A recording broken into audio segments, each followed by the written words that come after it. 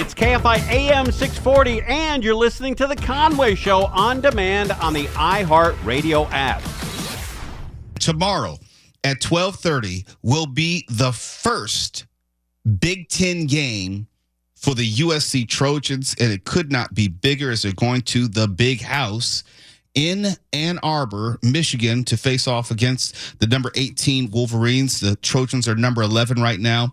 And I grew up as a longtime USC Trojans fan. Sorry, UCLA. I was always partial to the Trojans. That goes back to my father taking me to a USC basketball game in the mid-1970s. And I was a Trojan fan ever since. But USC football has been up and down over the past few years. I was talking to Petros of Petros and Money earlier today. And even he was kind of bullish on this team as far as its prospects, the potential that it might be able to do something. But I'm not an SC alum.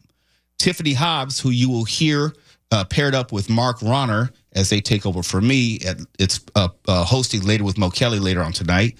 Tiffany Hobbs is an SC alum. I grew up loving the Pac-8, which turned into the Pac-10, which turned into the Pac-12, and now the Pac-12 is still around, but it's not what it was. Did it have any significance to you, Tiffany, when USC and UCLA and other schools bolted for the Big Ten?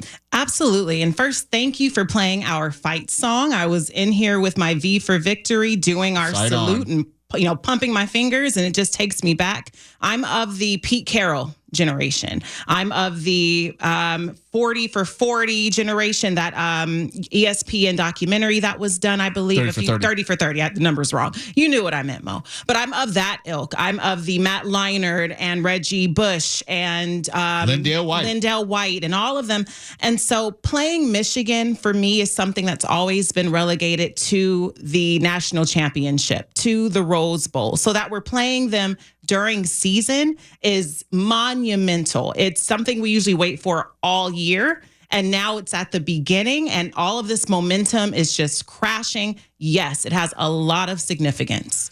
What about the symbolism of the Rose Bowl never again being the Rose Bowl, what we have always thought it to be? Right. I'm not happy about that because there's so much nostalgia attached to that January 1st game, just to that period of time. So the fact that we're no longer going to have the Rose Bowl as kind of a marker or like essentially a really significant time in history during our football season is kind of sad. It's a bit bittersweet. I look forward to it every year. I don't necessarily attend, but it's always something I look to as the pinnacle of USC football, and it's no longer there. What was it like being a student at USC during the Pete Carroll era? You know what it's like when it was at its best, and you know what it's like when it wasn't at its best. To know when you have a Heisman Trophy candidate and or winner walking around campus, maybe in class with you. Oh, yeah. Oh, yeah. What was that time like? It was normal. It was a normal collegiate experience. They weren't the superstars they've become. They were well known because athletics is a huge part of USC in every field for the most part, with football being the biggest. But you noticed these people. I befriended these people just as classmates. I had Reggie Bush in classes. I had Matt Leinart sitting behind me in sociology, and we were swapping notes. So, you're just showing off now, huh? And, again, it was a very normal experience. But you did know that these students were special and that they were being celebrated outside of our little cacophony on campus. Pete Carroll, on the other hand, was absolutely a celebrity. Absolutely. Oh, really? Oh, my God. He walked around, and I swear it was like the Red Sea. It just parted. People just moved out of his way as Pete Carroll walked through campus, and he couldn't have been a nicer person. 20 years or so later now, Reggie Bush has been reinstated as far as USC. He's gotten back his Heisman Trophy.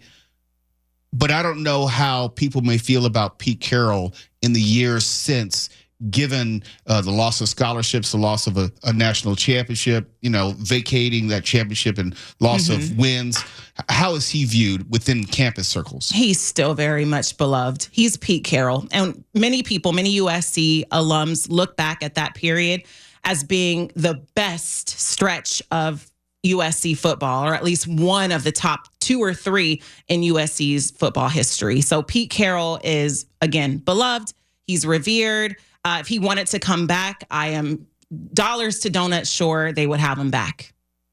I don't know if he would go back to college football. He wouldn't, but if he wanted to, he could. I think he always has a home at USC. So does Reggie Bush. So do many others who come from that family. Well, look, this is kind of like a pre-crosstalk. So let me just ask you this before I let you go. You are going to be co-hosting with Mark Rahner, who's usually in the news booth, but you two are both going to be steering the Later with Mo Kelly ship tonight. Oh, yeah. Don't wreck it, okay? Please, don't run it aground. Don't sink it. Don't do anything that I wouldn't do. We're going to treat it like a cruise, Mo, and that's something that you would be happy to be on with us. Okay, in this journey. I know a lot about cruising. It won't be the naked cruise. I know you guys are talking about looking at yourselves in the mirror naked and you enjoying that. Wait. Don't confuse stories. I said me looking at myself in the mirror is for when I'm at home. I would never go on a naked cruise. I don't know. Look, I tell people all the time, the idea of certain things is not the same as the reality. Like, if you've ever been to Black's Beach down in San Diego. No, I'm saying, like, if you've ever been to a nude beach, you think, like, oh, it'd be great. No, it's not. It really isn't. It's not. There's a lot of skin, a lot of flopping and flapping around. Gravity is not everybody's friend, okay? And the same thing... I shouldn't tell too many stories. All I'm saying is, yes, get on a cruise ship tonight. Okay. But just don't get on the nude cruise. We won't, and we will try very hard not to sink your ship, Mo. We won't sink your battleship. So to speak. So to speak. Thank you very much. So, prediction tomorrow, SC, Michigan. Oh, SC. We've won the last 2 times we've played. We've won. We've beaten them we've beaten the brakes off of them, Mo, the last 2 times we've played. And I feel like I'm jinxing us now, but I do believe very much that we will win. Well, we have to win. Y'all better win. We have to win. All right, Tiffany Hobbs. Tiffany Hobbs and Mark Rahner coming up at 7 o'clock. In for me, Later with Mo Kelly. I wish y'all luck. Thank you, Mo. See ya. Conway Show, Mo Kelly here, KFI AM 640, live everywhere on the iHeartRadio app. I'm going to keep the sports thing going because, Caitlin Clark, she has revolutionized women's basketball, especially the WNBA. Well, the WNBA playoffs start this weekend. And if you're like me, you're going to want to tune in. I'm going to tell you how you can do that. That's next. You're listening to Tim Conway Jr. On Demand from KFI AM 640. In just a second, we'll give you an update on the upcoming WNBA playoffs, which kicks off this weekend. It's going to be huge in the world of news and sports, but I have to remind you of this. It's Halloween time at the Disneyland Resort, and KFI AM 640 wants to give you a chance to experience all of the frightful fun. A Happiest Halloween has brought fiendishly tasty treats, thrills for one and all, and beautiful decor to both Disney California Adventure Park and Disneyland Park. It's going on right now, all the way through Halloween, October 31st. Just keep on listening to KFI for your chance to win a 4-pack of one-day, one-park tickets to the Disneyland Resort. And I'll give you an added hint. Keep listening to KFI and Conway Show and Later with Mo Kelly for your chance to win a 4-pack of one-day, one-park tickets to the Disneyland Resort. There is your only hint. You don't get any more. Let's talk about the WNBA. And on my show, Later with Mo Kelly, Monday through Friday, 7 to 10 p.m. here on KFI, we were talking about the WNBA long before it was fashionable, long before the person by the name of Caitlin Clark came on the scene, long before she was talked about in college at Iowa. And you've heard Tim Conway Jr. talking about Caitlin Clark, talking about how she's changed the level of interest, how people started really watching WNBA, all because of her. Can't deny it. But the sport is actually a good product once you take the time to watch it. Learn some of the players, learn some of the team histories, the rivalries, who are some of the big names in the sport, and there are some big names. You can enjoy it all the better. And Caitlin Clark has transformed what people know and think about WNBA basketball. She came in as a heralded rookie. Some people thought that there would be an adjustment period, and there was. She didn't get off to the greatest start, but she quickly found her sea legs and found a way to not only survive, but thrive. She's led her team to the playoffs, Indiana Fever, and it starts on Sunday. It's crazy to see since the season began and her, playing throughout the season, all of these social media takes of people and criticizing her.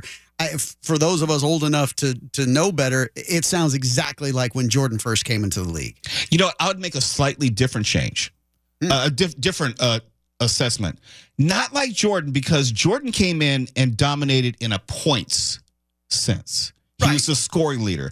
I think she's closer in comparison to Magic Johnson as far as how is her game formulated. As far as the criticism of her.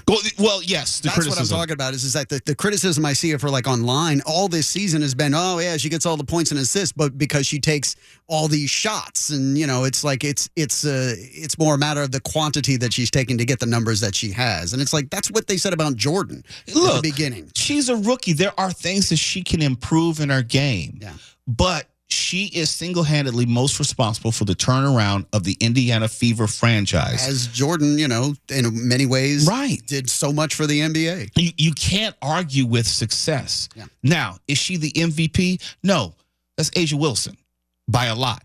Is she the Rookie of the Year? Absolutely. Absolutely. Can she make some noise in the playoffs? We'll see. They're coming in the sixth slot, and they're going up against the Connecticut Sun. And their first game is this Sunday at 12 noon on ABC. To put that in perspective, that's like a Sunday NBA game and time slot. How many teams do not make the WNBA playoffs? I want to say about half. Really? That many? Because they were saying, considering that's pretty phenomenal considering how bad that team was before she got there. Well, they got 2 number 1 draft picks, number 1 overall draft picks the past 2 years. They were that bad. Yeah. And for the first half of this WNBA season, they were still that bad. Yes. Which highlights, I would say, the outsized impact that Caitlin Clark has had. She broke the single-season assist record as a rookie. Now, where I said that she needed to improve her game, she also, I think, broke the record for most turnovers in the season. Yep. And that has to do with decision-making. That has to do with just maturing as a player. And that will happen with time. And I was saying I more compare her game to Magic Johnson as far as making other players around her better. It's not just her where on a given night she may throw in a triple-double, but she may also be the catalyst for other teammates doing well. She's only going to get better. Just law of averages. Law of averages. And you know what? And from what I can tell, she seems durable. In other words, not prone to injury. Yeah, and she doesn't seem to really sit or struggle, and just mentally she seems like she's got the toughness to kind of stick it through and get better. Oh, she does. But she does have to improve her ball handling. She has to improve her defense. And yes, players do get better. People forget she's only like 22 or 23, which means that she's only been a fully grown adult in her adult body and skills for maybe 5 years at most. You're not really fully matured into to your 20s. She's definitely given an excitement to people who otherwise had not given a crap about WNBA before, including myself. Right. And again, I can't stress it enough. League hate that. You can't hate it. Now, you can dislike her fan base. Sure. Because a lot of them are not actual WNBA fans. Yeah. They're not knowledgeable about the game, and they make these proclamations about Caitlin Clark that just aren't true, like saying that she needed to be the MVP. No, she's not. She's not close. She's had a wonderful year, but she's not the MVP of the league. That only speaks to you not knowing who the best player in the league is, and it's by a lot, A'ja Wilson. But could it be next year? Quite possibly. She's on a wonderful trajectory. Again, this game, the Indiana Fever game, is going to be 12 noon Sunday. That's usually reserved for NBA caliber weekend games. Couldn't say that a year ago. Could not even close. And there's what happens on the court, and there's what happens off the court. On the court, she's not the best player. Off the court, she's the most compelling player. Both things are true. Now, she has the biggest spotlight on her, and careers and legacies are made in the playoffs. And she will have more scrutiny now than ever before because the casual fan, the non-fan, the people who are listening now, it's like, let me check out this Caitlin Clark. They're all going to be tuning in on Sunday. And that reminds you of Kobe because his first year was not great. Oh, you are reading my mind because that first year that Kobe was with the Lakers, they had this series against the Utah Jazz, and he's best known for throwing up maybe 4 or 5 consecutive air balls. Bricks. It's a different level of pressure. It has nothing to do with ability, physical ability. It's about being able to manage your emotions in the moment. This is going to be huge for not only Caitlin Clark, but for the WNBA.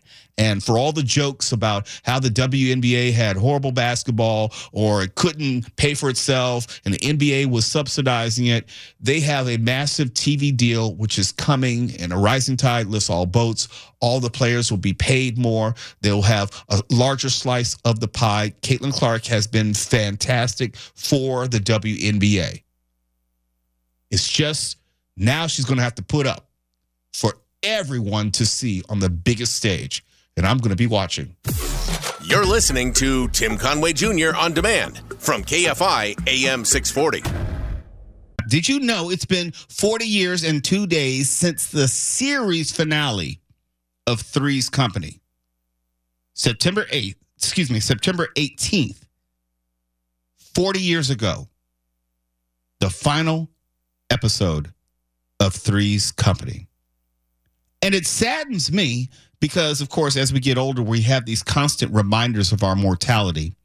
Actress Joyce Dewitt, obviously played Janet, is 75 now, and she's the last surviving member of that show. And you think about other TV shows of the 80s and late 70s, and most of them are down to no one left or only one person left, like Laverne and Shirley. Lenny is the actor, Michael McKean, who played Lenny, is the last surviving member of the show. They have Max Baer of the Beverly Hillbillies. You have Tina Louise, who played Ginger on Gilligan's Island. She's the last surviving member. Leave It to Beaver. Jerry Mathers, the Beaver himself, is the last surviving member. Pam Dauber, who played Mindy of Mork and Mindy, the last surviving member, and so on. So we're losing these great actors and actresses from these phenomenal TV shows. So it's always good to hear from them while we can still hear from them. And Joyce DeWitt was asked about the 40th anniversary of the series finale of Three's Company. And here's what she had to say to Us Weekly magazine. Quote, "The most dear, precious, tender, and utterly unexpected experiences that have come from working in Three's Company are the many, many adults who have told me that Three's Company was a safe haven they could count on during their teen years. For some, the only safe haven." And it's weird because I fit into that because I was watching Three's Company during some of my teenage years. Three's Company ran for 8 seasons from 1976 to 1984. Of course, it never really left syndication. And if you are not old enough to remember, but it was all about Jack Tripper, who was played by the late John Ritter, and he moved into an apartment with Janet Wood and Chrissy Snow. And it was a really big deal back then because as the show goes, Jack had to fake as if he was gay to be allowed to stay in the same apartment as 2 women. And the running joke was, be it Mr. Roper or Mr. Furley, was that Jack Tripper was supposedly gay. And he was not any type of sexual threat to Janet or Chrissy. And you would think today, it's like, how does that even work? Why would that even be a TV show? And Michael Croce, you remember, it was a big damn deal back then. He's basically the reason why I'm here in LA. That show and him are basically the reasons why I came out here to LA to try to do what he did and make people feel the way that he made me feel watching him. His brand of physical humor was so funny. Yeah. And I don't know if they could have written all that stuff in with his facial expressions, his facial contortions. Yeah. There's a lot of physical humor that you just don't see. Well, hell, you don't even see sitcoms anymore. But you don't see that type of humor done with such genius anymore. I still do affectations and sounds and stuff that he did. Like, yeah. He was probably the biggest reason why I came out here to LA. And you talk about Joyce DeWitt. She was always one who, for the most part, played Janet straight. She was not ditzy like Chrissy. Yeah. She was not wild like Jack. She was always the stabilizing influence as far as the character goes. I preferred her to Chrissy. Oh, I did too. Yeah. Don't get me wrong. Chrissy was fine as frog legs. Did you know, I learned relatively recently, if you know the opening, and that's part of the reason why I played the theme, if you know the opening to the show, Jack is riding his bike on a beach, I think it's Venice Beach, and he falls over because some beautiful brunette is walking by in the other direction. Yes. I didn't know until recently that was Suzanne Summers in a wig. In a wig? Yes. No. I'm serious. I did not look at this. Yes.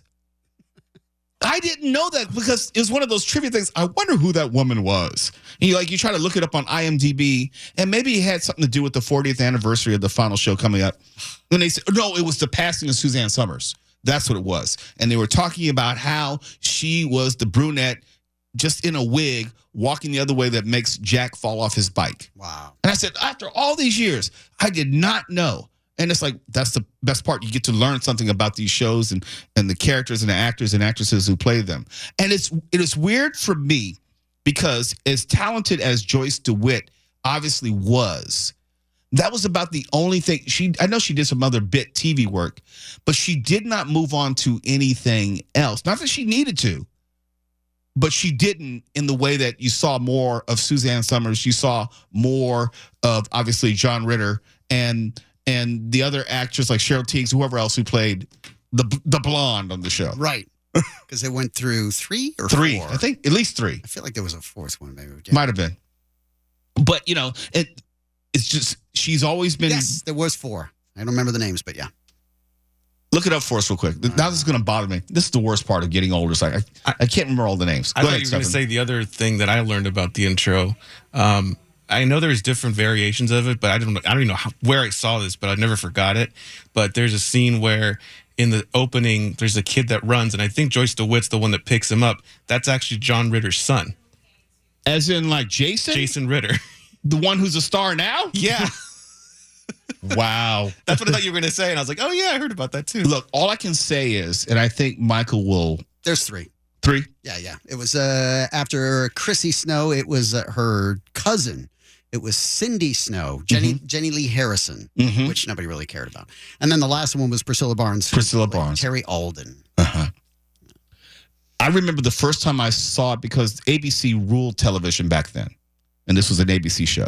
The first time I saw the flower pot of water pour on Suzanne Summers in that black bathing suit. You were done. Look, I was 7 years old. Oof. All I knew is she was beautiful. I didn't know what to do with myself, and I never missed another episode. Let me tell you that much. Out, yeah. Oh, goodness. 40 years since the final episode, the series finale of Three's Company. And I didn't know they actually had a final episode. A lot of these shows, they just kind of go away. But they actually had a final episode. And Joyce DeWitt said that she wanted something different for her character. She wanted her this is what she had to say. Quote, I, as in Joyce DeWitt, was a bit offended when it was time to retire the show that they chose to marry her off, as in Janet, as the path forward for that character. I would have sent her to law school or medical school or to the Peace Corps. To her point, yes, that probably made more sense with what we knew about Janet. That would have been great, too. But it's 1984. There is that. That's like pre-Murphy Brown. Yeah. We're still dealing with the reality of Mary Tyler Moore, if you know your history. Right on that cusp. If it had been a couple years later, that's probably very much what they would have done. And along those same lines, remember the show One Day at a Time, the whole idea of a divorcee? Yeah. Or Alice living by herself and her son. TV was not as progressive, small p, as people want to think. There was a real growth process that TV had to go through in the late 1970s and the early 1980s. Conway Show, Mo Kelly here. We got one more segment. We'll probably sit down with Mark Rahner and see what he is up to as he and Tiffany Hobbs are getting ready to share the chair and fill in for me with Later with Mo Kelly. That's next. You're listening to Tim Conway Jr. On Demand from KFI AM 640. Just in for tonight, Conway will be back on Monday. But just in case you are not familiar with me, I host Later with Mo Kelly from 7 to 10 p.m., with exception of tonight. I'm going to be filled in by Mark Rahner and Tiffany Hobbs, who will be sharing the chair. Mark Rahner, what's on the show tonight? We are going to fill you in, Mo. It's probably the same show as usual, except we all just kind of moved over a chair, didn't we? We're gonna do musical chairs. Yeah, we're gonna do the Name That Cult Movie Classic in the 9 o'clock hour. We're gonna do the Rahner Report. You're gonna have to wait till then to find out whether or not you should see the Penguin. We're gonna talk about a couple salacious things in the news, including that Olivia Newsy scandal with RFK Jr. You know what? I think you and I look at scandals like that a different way. I think we hold reporters and journalist professionals to a higher standard. I was so dismayed when I saw that story. Oh, and we should hold us to a higher standard. You got to keep your nose clean, and I think that she deserves to be excommunicated. Go find another job. Go work in PR or something. We're going to talk about that. We're going to talk about Diddy. Ellen has a new special coming up on Netflix. I have a thought or two on that. It's going to be a jam-packed show. The only thing missing will be you, Mo Kelly, the host of the show. I'll be right here. No, I'll be in the car on my way home. But talk about that real quickly. The musical chair and the different muscles you got to use, the gears you have to shift, moving from news to personality. Yeah, I'll say, well, I was actually a host of a show of my own in Seattle before I did news here. But before I was a host in Seattle, I was also a longtime print journalism reporter and columnist and op-ed writer, and so I've done a lot of different things. And you do kind of have to switch gears and make sure you do some things and don't do other things. You know, like when you're reporting the news, you can't just start riffing about your thoughts on who's a jerk, who you don't like, what's messed up. You deliver the news. Here's a little bit different. I mean, because I have to go back and forth, I have to watch what I say a little bit still.